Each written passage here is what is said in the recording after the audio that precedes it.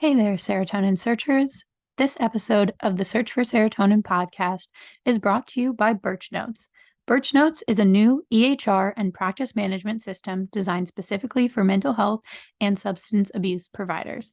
BirchNotes is a fully integrated platform that allows users to manage clients, conduct telehealth sessions, bill to insurance, and more. If you are looking for a great tool to help grow and support your practice, check out BirchNotes at www.birchnotes.com. Once again, that is www.birchnotes.com.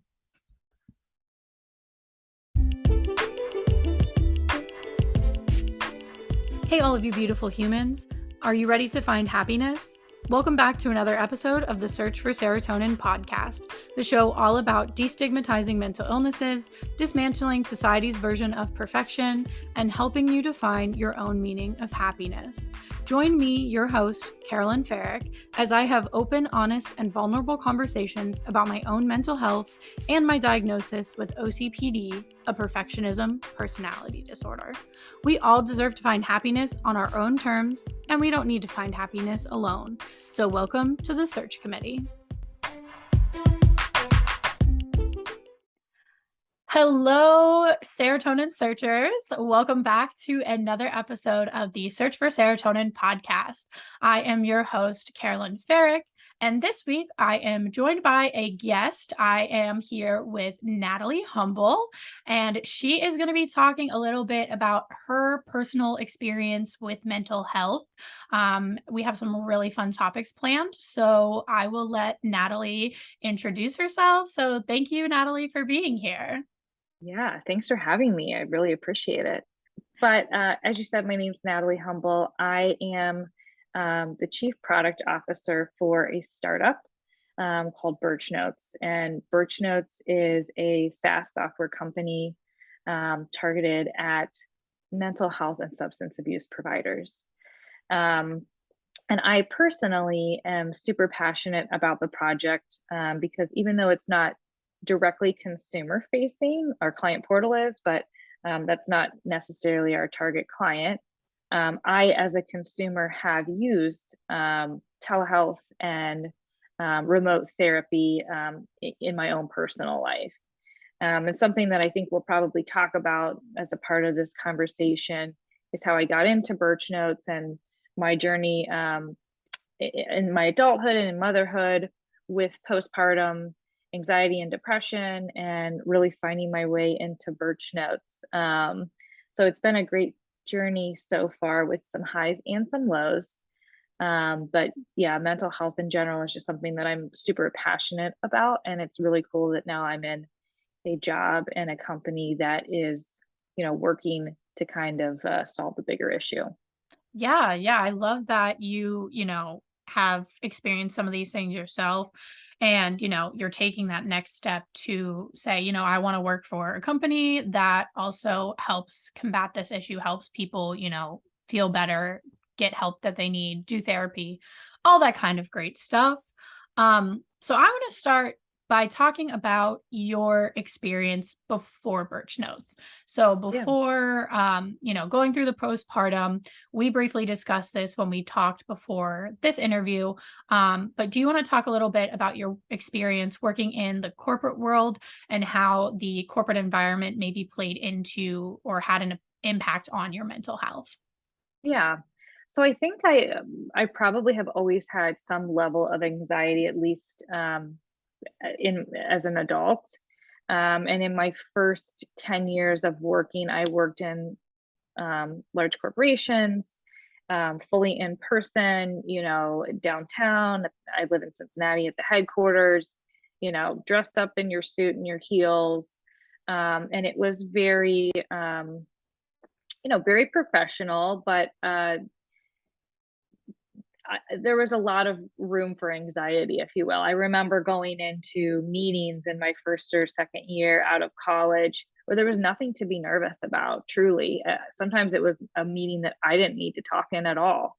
And actually, those meetings I found the most anxiety inducing. Sitting there and thinking, gosh, people are probably going to look at me, or, what if someone asks me a question? and in intimate environments and even in larger groups. I just started noticing kind of that anxiety creeping in quite a bit. And as I shifted through different roles that I felt more comfortable in, where I felt like I had a little bit more of a natural presence for kind of the work that I was doing, some of that dissipated, but I also started to kind of climb the ladder and have more responsibility. So I'd have to speak in front of, senior leaders and executives, and I would have pretty much full on panic attacks.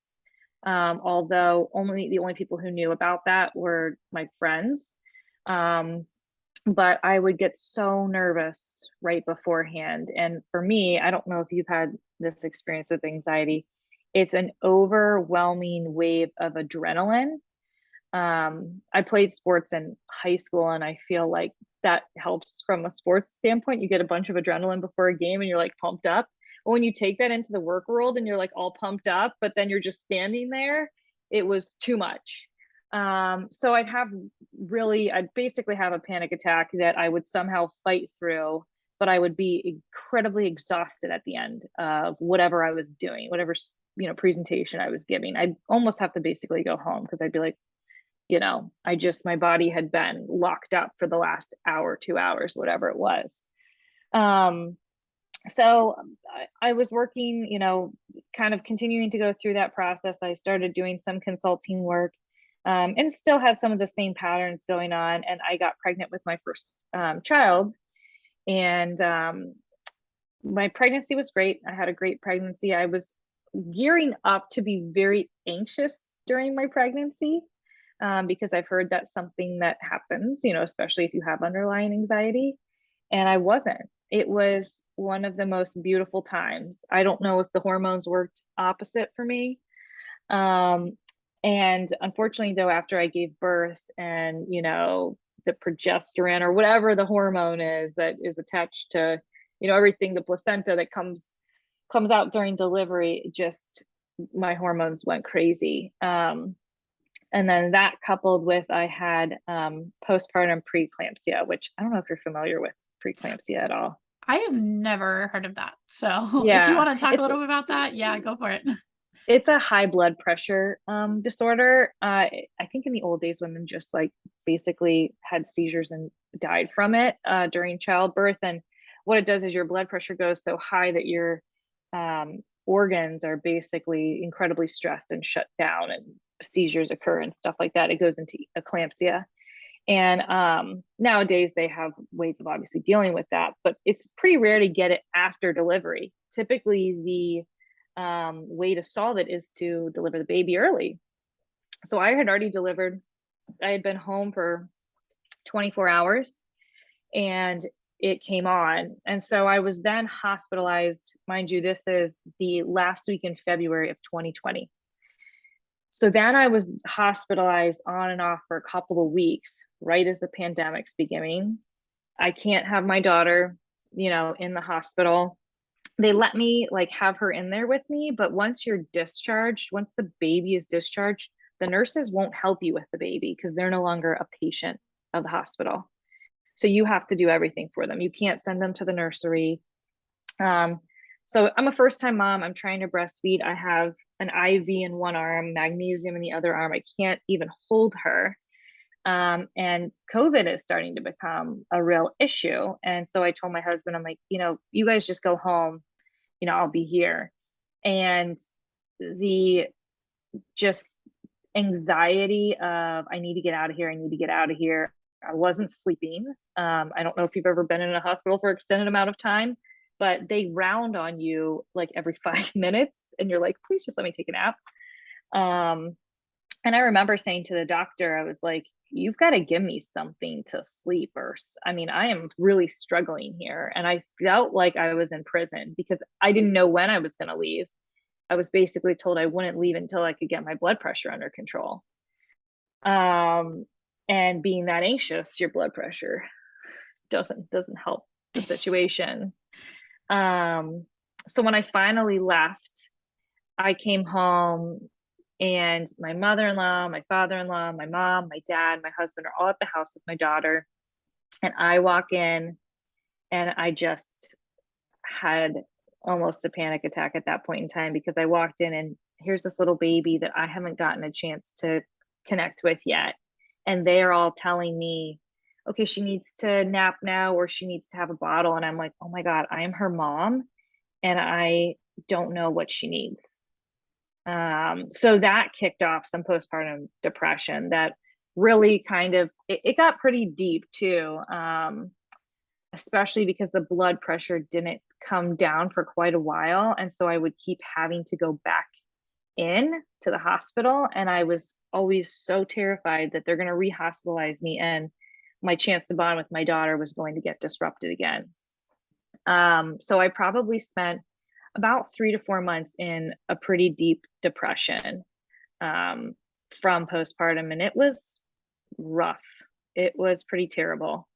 And I don't know if you're familiar with, kind of the care around postpartum, but there aren't as many resources as you would think that there are. Yeah, I remember asking my OB-GYN, who's fabulous. She's one of the best in Cincinnati. I said, I know I'm having postpartum, like, who can I reach out to?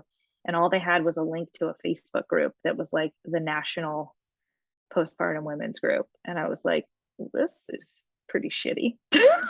Yeah, no, that's like a lot to take in, especially when you're actively experiencing that and you don't know where to turn or who to talk to. That can definitely be very overwhelming. Something I've learned in my own journey and, through learning what resources are available out there. I feel like, there's a pretty good hold like resource availability on like depression, anxiety, and OCD, but as like a very just broad, generic, overall generic type of description. Whereas, I have OCPD, which is like similar to OCD, but it's more in depth. It's a personality disorder. It's different, So like that's really hard to find information on because there's not a lot of resources. So, we're in a world and we're in a day and age where everyone's saying, oh, mental health, prioritize mental health. And other people are like, well, mental health is in my face too much. Like, I don't want to think about it this much. And like, it's come a long way, but there's still so much more work to be done and so much more research to be shared with the world. And so highlighting the fact that, postpartum, like something that most people are familiar with. You hear that term, right? Like, I know what this is. So you think, oh, it's talked about just as much as like general anxiety or general depression. So you think there'd be resources when in actuality there isn't. Yeah, and the thing that I found shocking about that is, I'm at a private practice. I have a ton of family support. I am in a good, economic place that I can pay for, out of pocket therapy if I need it. I had all the resources to get resources and I couldn't. And the thing that I actually think saved me was, funny enough, from that Facebook group, I connected with a mom who had been through postpartum, because I don't know if you feel this way. Just hearing that someone else has had the struggle that you have and they've come through it into some, and you always have lingering pieces of it, right? But that she was able to go on, and after her first child having it so desperately bad, still had 3 more kids and has a beautiful relationship with them and her husband and has thrived. And so hearing that, you just want to know, like, is it possible for me to get better? Because in those dark moments, it doesn't feel that way, Yeah, yeah. And I was going to say something that you said earlier that really stood out to me was, when you were describing anxiety, you said you felt like trapped, or, you said you were like in jail or in a prison, you couldn't get out. And at least for me, my anxiety, that's when it really kicks in. When I feel like I'm out of control, I'm claustrophobic, the walls are closing in on me, and like that even happened to me this morning. I was dropping my boyfriend off at work and I get bad driving anxiety. And literally someone slammed on their brakes as I'm trying to merge. There's like 4 cars whipping past me. And I just stop in the middle of a 3-lane highway because I'm like, I can't do this right now. This. Yeah. And then that set off a flood of emotions. And I'm sitting there, not wanting to like have this all come delve out at into that it. Right. moment. Yeah. Cause I'm like, Right. he has to go Yeah. to work. He has to go work a corporate job. He works at a bank. Like he has to be like focused all day. So I don't want to be like over here just like releasing this Falling like, apart. Right. yeah. Yeah. And then the anxiety takes over because it's like, you know, you can't talk about this, but then in You your feel mind, shame that yeah. you're like, why am I going to this? You Yeah, know? Yeah. exactly. Yeah. And so in those moments when the anxiety is in control, like all logic or, you know, Oh, anything it you goes right out learn the door. flies right out the window. Well, my husband too, I became like obsessive with taking my blood pressure during that period of time. Like it was crazy. I literally like basically had the cuff on myself at home and was like, he had like my daughter like would play with it. Like he had to get rid of it because I couldn't get out of it. And Hmm. that was, but you recognize it too. And I think that's what for me fueled the depression. The anxiety for me fueled the depression of like, I don't know if I'm going to wake up this morning and be so anxious that I'm going to just lay on the couch and in a state of like total fear. And I'm going to waste that day. And I'm going to disappoint my family by not being present. I think that kind of fed, that mentality of I'm not showing up the way that I should be showing up. I'm not a good mom. All these other moms, they have babies and they're perfectly fine. Yeah, and just logic and reality really do go out the window, unfortunately. Yeah. And like you mentioned earlier, you know, just having someone else who has been through it to validate, you Hmm. know, like, hey, I felt this too. You're not alone in this. And to see Yeah. other people kind of, you know, move past it or get a hold on it. I had a lot of guests in season 1 of the podcast who talked about, you know, their own struggles and then how they overcame that. And then, you know, there was a hypnosis who had her own Hmm. depression. She started doing hypnosis as a form of treatment. And then now she offers hypnotherapy to Cool. people to help them. I also interviewed a woman who had severe PTSD and she overcame that through EFT tapping. And then she now helps Mm. people with EFT tapping and things like that. And so I feel like that was really inspiring to me, especially when I'm in the beginning of my podcast journey. You know, all of the intrusive thoughts are coming in, like, your podcast isn't good enough. You're not doing enough in your own mental health journey, like all these things. But then having Yeah. these conversations with these women who are like, no, I felt I was there, but here I am now. Like seeing that ability to overcome it and manage it in such a way. And then use it in a Yeah. in a really productive way. Yeah, I think 100%. And I don't like I remember too. I actually it's interesting you named a couple of those things.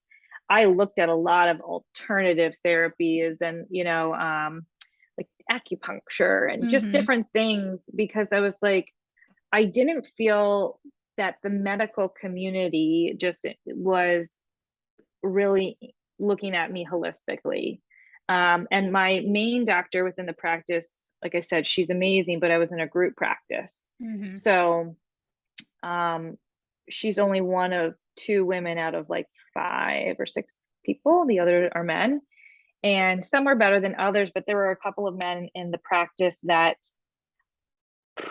I mean, I point blank was like, I'm having postpartum and you need to help me. And I think the response was like, well, you kind of need to get your shit together. Like, and I'm Yeah. like, okay, well, that's not helpful.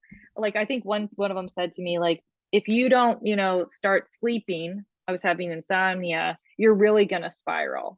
And I was like, okay, well, I'm not sleeping because I'm anxious, so thank you for that you Yeah. know Like if I could sleep, I would be sleeping, but Trust thanks me, I'd anyway. love to sleep. I have a newborn. I would love to sleep. I'm having, anxiety and insomnia, but one of the things too, you probably haven't heard about this because I think most people have not.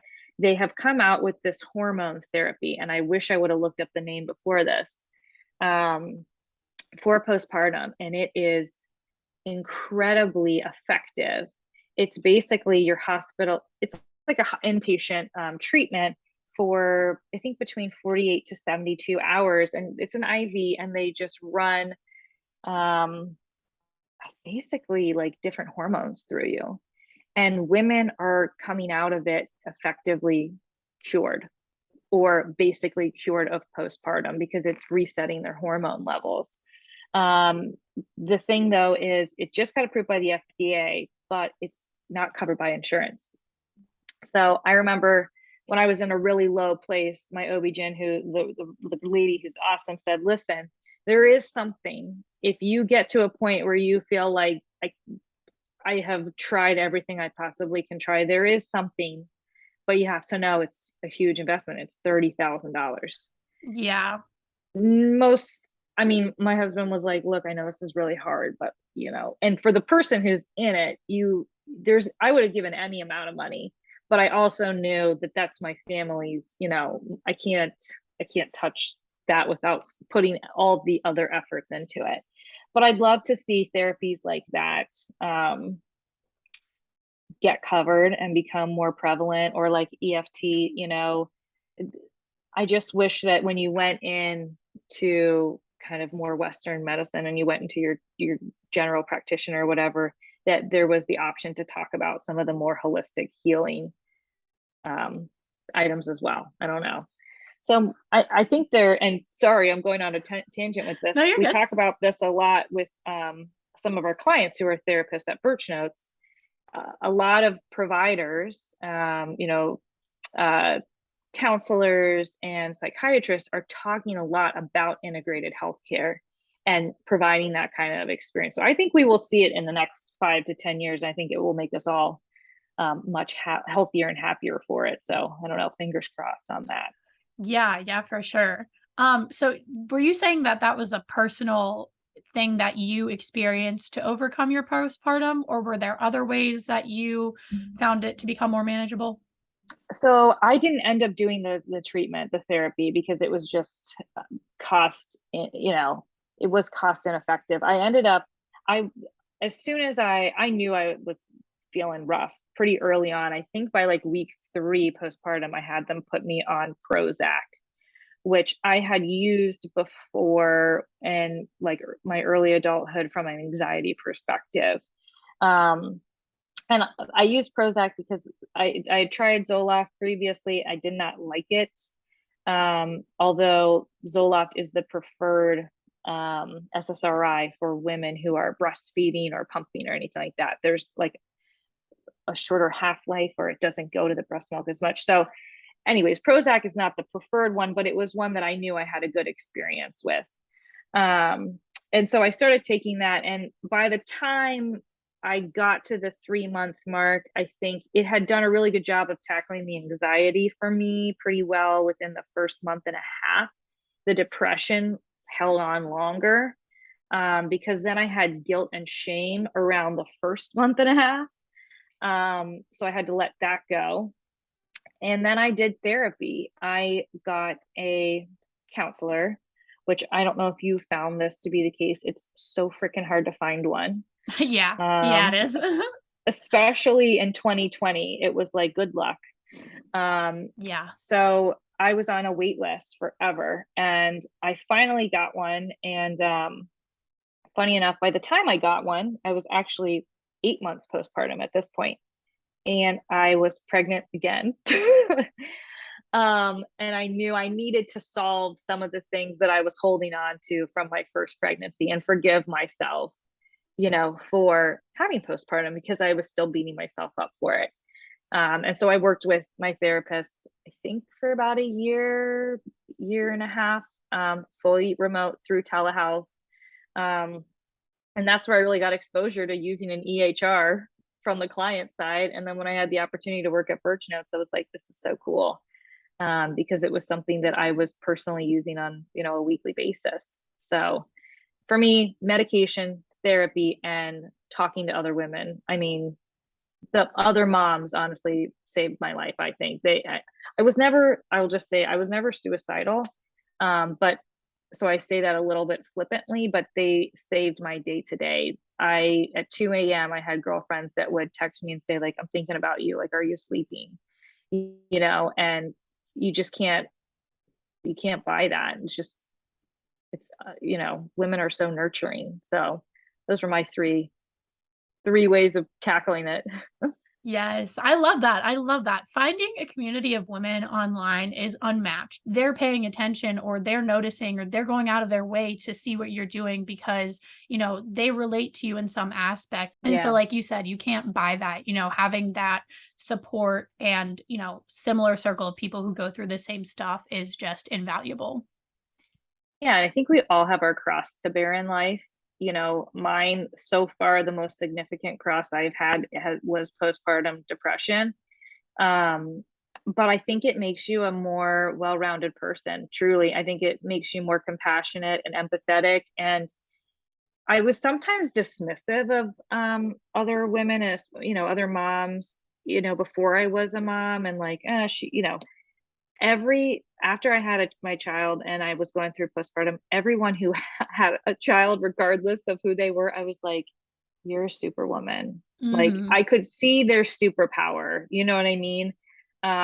It really opened my eyes to the the value that every person brings to the table, and that that they're super helpful. And yeah, it made me a lot more empathetic too.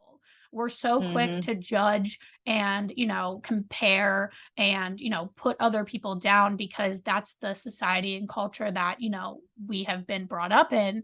And so once you finally go through those experiences or you get any slight resemblance of like, oh, okay, that's how this person is feeling, you start to break down all It of that. opens it up. Yeah. And Yeah. like you said, it's just a compassion thing, it's an empathy thing for sure.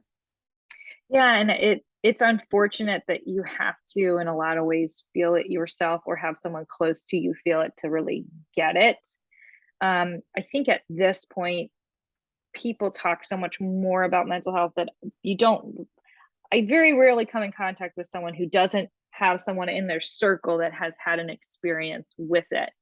Um, I will say, like my husband and his family, they're just not anxious people. They're Yeah. like the most relaxed level, folks ever, which balances me out really well. But it was hard to explain to them too what I was going through, and because they hadn't experienced it before, but they were incredibly empathetic to it. So yeah, it's just a hard thing to tackle if you haven't seen it yet. So let's take some time to Okay. have you discuss BirchNotes. Can you share exactly what BirchNotes is and who it aims to serve and ultimately help? Yeah. So I refer to it as an EHR, an electronic health record, but effectively what that means is if you're a counselor, psychiatrist, licensed marriage and family therapist, social worker, working in the behavioral health space, so general mental health, substance abuse, and purely outpatient. We are the providers we work with don't have an inpatient component.